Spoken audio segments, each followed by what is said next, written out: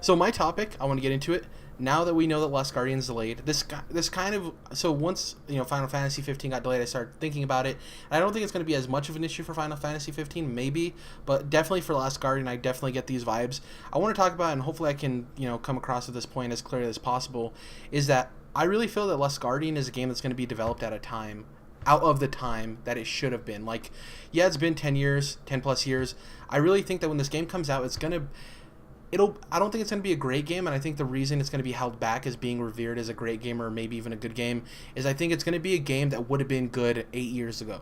I think that when you have a team working on a game for so long, they kind of get tunnel vision. They're just trying to finish the product, and a lot of times these companies don't, if this game takes too long, they don't see how the outside world is changing and their game doesn't evolve alongside with it, so you're stuck with a product that might look like a game that should come out nowadays, but doesn't feel or play like a game that should come out. It feels like a game out of time.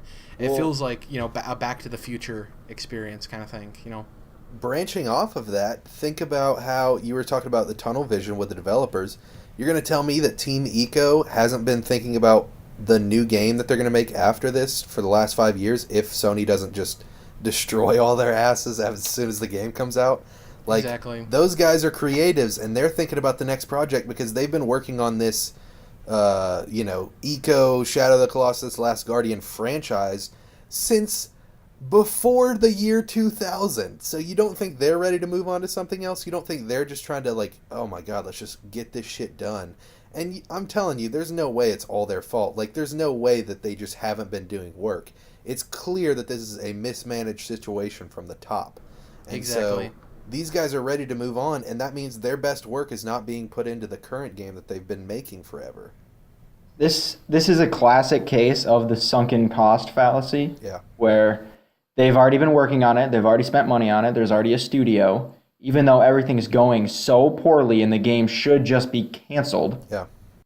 Sony says, well, we've already spent a bunch of money in the names here and this and that. Might as well just get it out anyway. Because, we already spent so much money on it. When really, the better decision might have been a couple years ago to just end it. Exactly. It's gone. My thing is... And move on to the next thing. There's no way that Sony hasn't taken such a loss on this, and there's also no way they're going to make their money back. No way. So why not just lose a few extra bucks if you're this gigantic corporation and say, fuck it, we're putting it out in June. It's going to have a shit ton of bugs. Nobody's going to buy it, but we're going to patch it for the next 6 months and turn it into a decent game.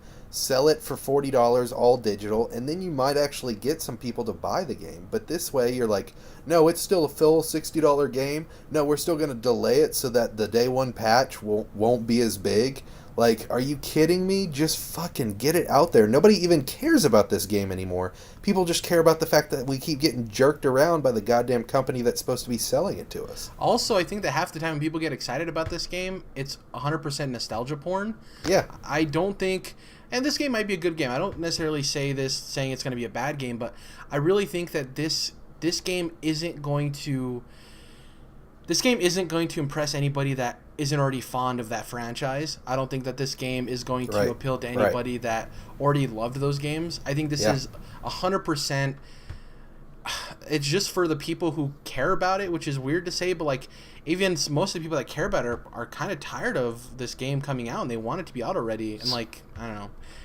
So think about it. I mean, it does have the one thing going for it that it's been talked about a lot, and to some extent, no press is bad press, right? But consider that when people do talk about this, they're talking about the dev cycle, the 10 years, the delay, they're not talking about the game itself and why it could be cool or what it's doing, right? Yeah. Well, first of all, you think, they've done a terrible job of showing us the game mechanics, but yeah, who's talking about the game mechanics? Exactly. I don't even know what it is still. The only thing I've ever seen is the same clip of the dog on that bridge and the and little him catching kid. the tail. Yeah. Yeah. And there's 15-minute gameplay videos, but I'm not even interested enough to click on those to watch it because I'm like, what else am I supposed to there's nothing else that would impress me.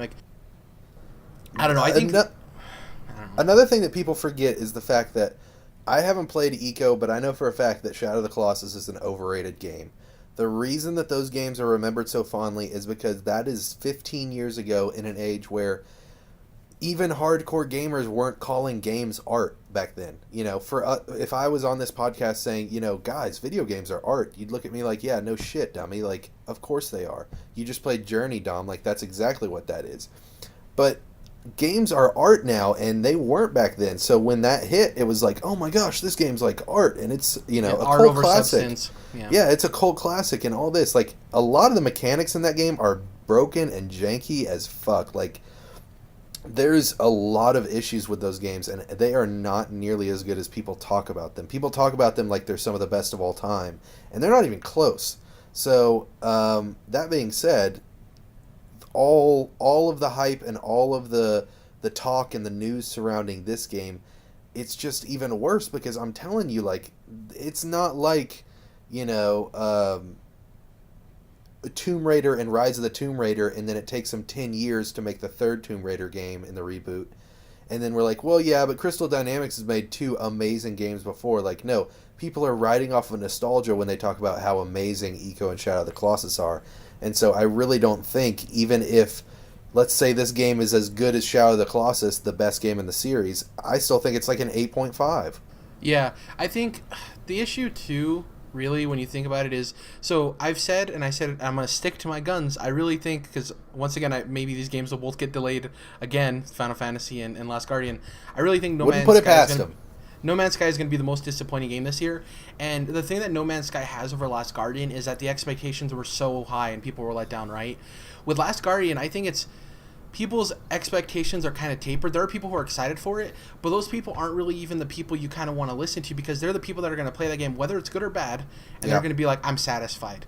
Because they want to justify themselves being excited for this game for so long. I don't know any of these people that you're talking about. Yeah, I don't think they exist that Are they much. alive? Yeah. Also, do you think, what about Mighty Number 9 being the most disappointing game of the year? No, I think people had their expectations pretty set on that. If you had a chart and you put max expectations and then what the actual response was when the game released, I think that the highest point would be way higher for No Man's Sky than Mighty Number 9. True. I think it was also disappointing, but that game has fallen off a fucking cliff. Nobody is talking about that game anymore. Exactly.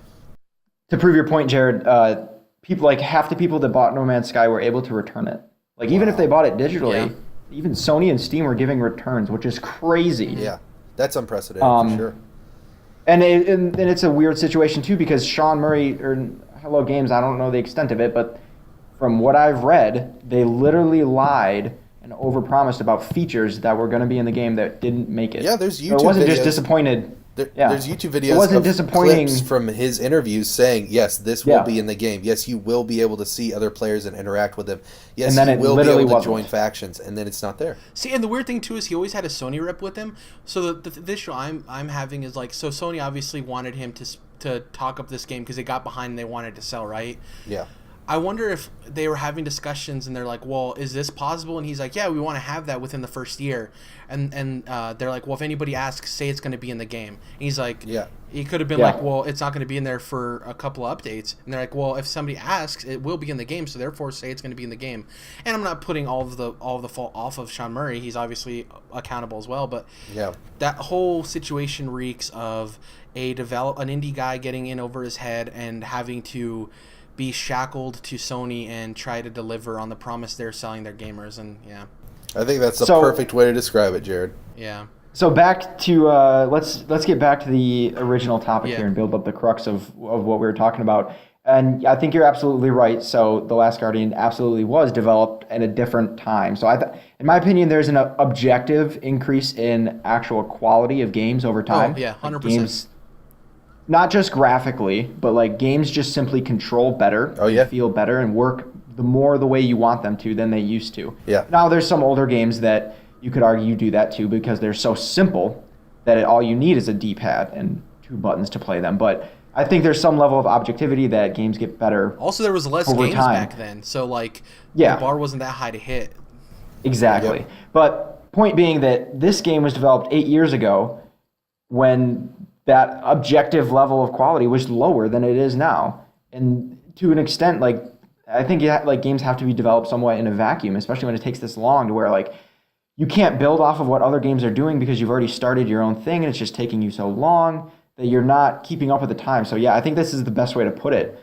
the biggest problem this game is going to have is that, yeah, it was developed for a release 8 years ago, in which the standards for grading for the quality of a game were different than they are Also, now. it's different to it's better to develop in a vacuum over the course of 4 or 5 years, like Fallout 4, than twice that, you know? Because, like, Right, it's still a little right. bit forgivable. Yeah, Fallout 4 has its issues, and yeah, it was developed in a vacuum, and Witcher 3 looks completely head and shoulders above Fallout 4 as far as, like, looks, and even gameplay's a lot smoother. Fallout 4 has trouble running sometimes, but that's still a little bit more manageable, and you know, you can forgive that because it's so close to when that other game came out.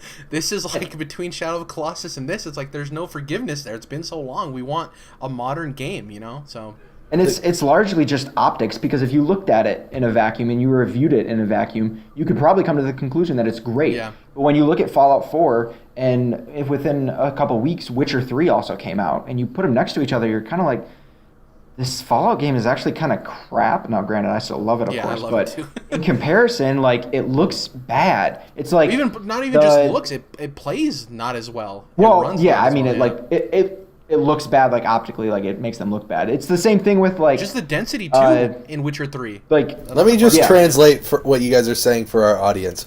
Witcher 3 shits all over Fallout 4.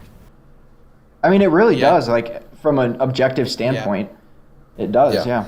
My thing is the fact that Last Guardian is not an open world game. Like, can you imagine? It's gonna be like a kind of like an Uncharted 4 situation where there's like open areas, but it is pushing you down a path, I don't even know about that, man. I'm kind of worried that it's going to be like super linear, super linear. and it's probably like 6 to 8 hours or something. But like, yeah, Yeah. seriously, how like what were they doing, man? Like, I feel like the game had to be finished like 4 years ago, and it was just like a pile of trash. So they had to really fix it, kind of, you know, fix bugs and fix story problems and fix this that gameplay problems, blah blah blah.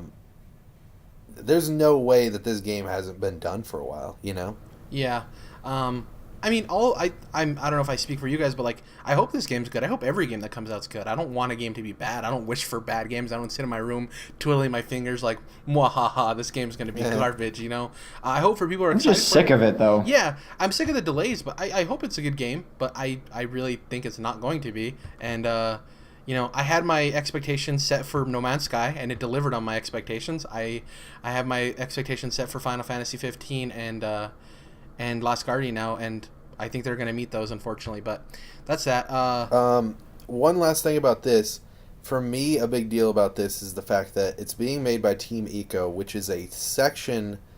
I think it's like, the way I've heard it described is that it is part of Studio Japan, which is a Sony first-party studio that is inside of Sony headquarters. But then this is kind of like an offshoot. Like, they're totally separate, even though they still are connected. So Studio Japan, like, Team Eco is making the game, but then, you know, the other guys that aren't on Team Eco in Studio Japan are also helping. And not only that, but Studio Japan's also coming out with Gravity Rush 2 this year, which, you know, only took a few years to make. So once Gravity Rush 2 comes out and Last Guardian comes out, then we're going to see something completely new. Studio Japan will be unshackled from the chains of Ueda. Like, I cannot wait to see what Studio Japan does next, because it's not going to be a Vita exclusive like Gravity Rush 2 or Gravity Rush. It's not going to be, you know, like this weird second part of a series that started on Vita like Gravity Rush 2 is. I think that we're going to have this big, awesome open world game coming from Studio Japan in a couple years, and I cannot wait to see what that studio does. Speaking of, really quick, one news story we missed: 2 new Vita colors announced. Just saying, it's not dead. Yeah. Anyway, Red and what was the other Silver. one? Silver. Yeah, red one looks fire. I didn't even know there was an orange one. take it how you will. If I knew that orange one existed, I would have bought that thing a long time ago. I think it's Japan only. I That's don't probably why care. you That have thing it. looks gorgeous. I love orange. They sell Japanese Vitas on Amazon America. That's how Yeah. I got my white one. So, are you going to get an orange one, Jared? No, I can't justify buying it this late. I really can't. Personally. Why? Because all the games are already out now. Well, All yeah. the AAA games they've already come and gone. Yeah, exactly. I think it's cool. I have nothing against Vita, but I just don't think it's smart, a financial decision right now.